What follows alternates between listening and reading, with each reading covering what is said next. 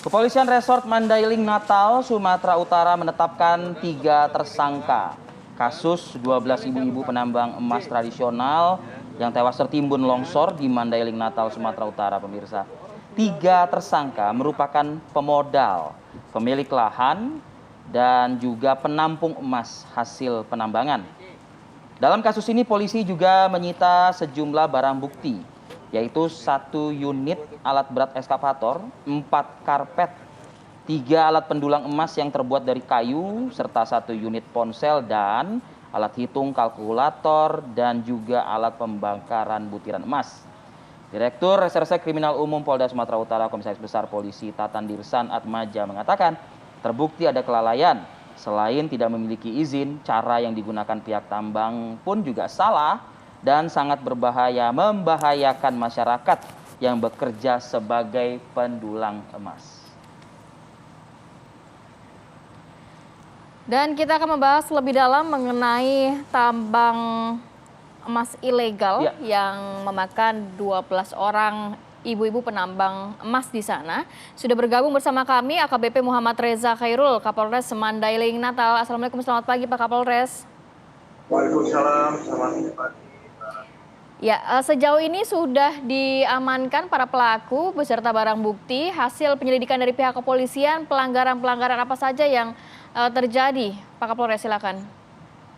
Betul sekali, jadi kemarin sudah di Polda Sumatera Utara bahwa penyelidikan yang telah dilakukan oleh Polres Mandailing Natal telah menetapkan 3 orang tersangka dari kejadian yang menewaskan 12 orang korban yang terjadi longsoran di lubang bekas galian tambang ilegal.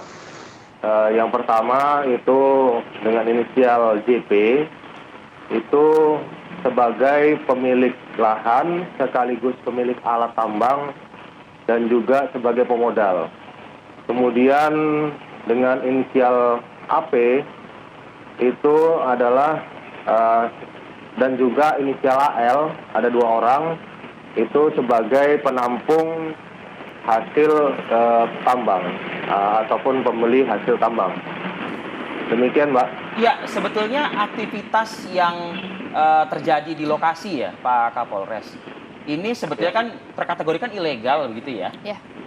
Betul. Iya, betul. Ya, artinya apakah seharusnya hal-hal seperti ini bisa dicegah tangkal begitu Pak Kapolres? Baik, jadi kami sebelum melakukan penegakan hukum sudah melakukan langkah-langkah. Yang pertama yaitu berupa preemptif dengan melakukan sosialisasi, himbauan kepada masyarakat dan juga pemasangan spanduk-spanduk ataupun banner-banner himbauan di sepanjang lokasi penambangan ilegal. Kemudian juga kami melakukan kegiatan preventif berupa patroli, pencegahan terjadinya penambangan ilegal.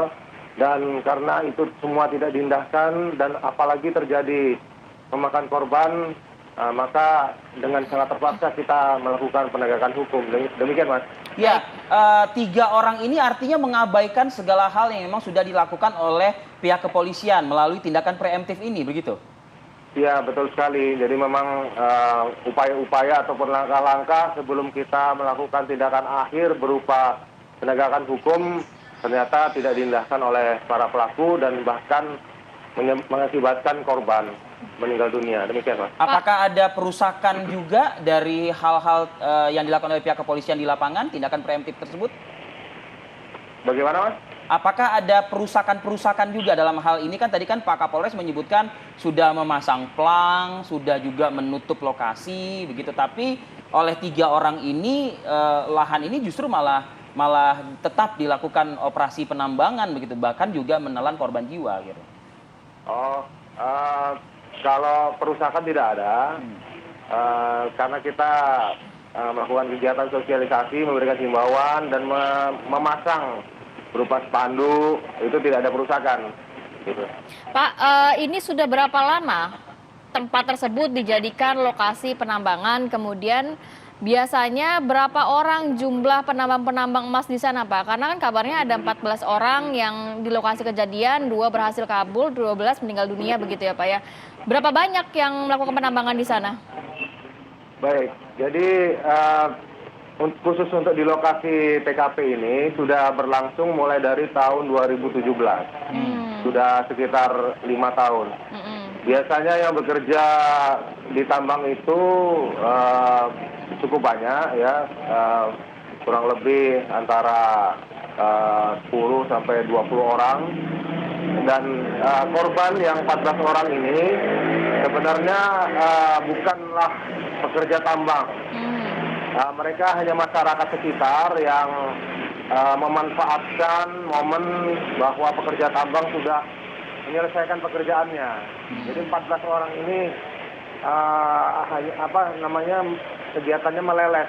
Kalau di sini namanya meleles, jadi mengambil sisa-sisa dari hasil para pekerja tambang yang sudah beristirahat kerja. Oke, jadi para penambang emas ini bukan bekerja untuk pelaku ya? Salah satu pelaku kan ada pemilik lahan ya, Pak ya? Iya, betul. Jadi penambang emas yang meninggal ini membayar kepada pemilik lahan begitu ya, Pak? Ya, jadi tidak membayar. Dia pemilik lahan adalah masyarakat di situ juga.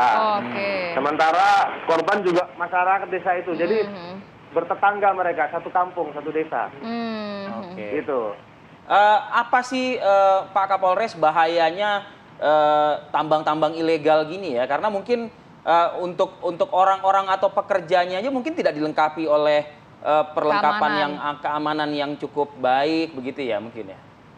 Iya betul, karena ilegal jadi tidak sesuai dengan standar operasional atau prosedur yang diberlakukan. Jadi termasuk keamanan pekerja, termasuk juga setelah melakukan pekerjaan mereka tidak melakukan reklamasi. Inilah yang merusak lingkungan, demikian. Oke, mungkin terakhir untuk ancaman pasal yang diterapkan ya kepada 3 tersangka ini.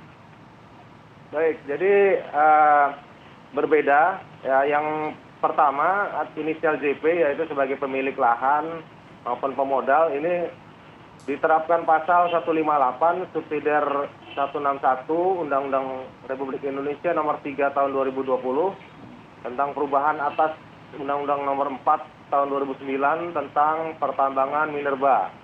Jungto pasal 38 subsidiar pasal 39 Undang-Undang Republik Indonesia nomor 11 tahun 2020 tentang cipta kerja dan atau pasal 359 KUHP. Sedangkan untuk yang 2 orang sebagai penampung hasil tambang inisial AP dan AL ini diterapkan pasal 161 Undang-Undang nomor 3 tahun 2020 tentang minerba.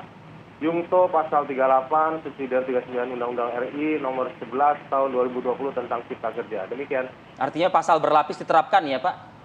Iya. Baik. Pasal berlapis ya. Terima kasih banyak AKBP Muhammad Reza Khairul, Kapolres Mandailing Natal sudah berbagi informasi pada pagi hari ini. Salam sehat selalu Bapak. Ya. Pak Kapolres titip keselamatan masyarakat kita di sana ya Pak ya. Mudah-mudahan tidak ada lagi laksanakan. kejadian-kejadian serupa. Terima kasih Pak Kapolres.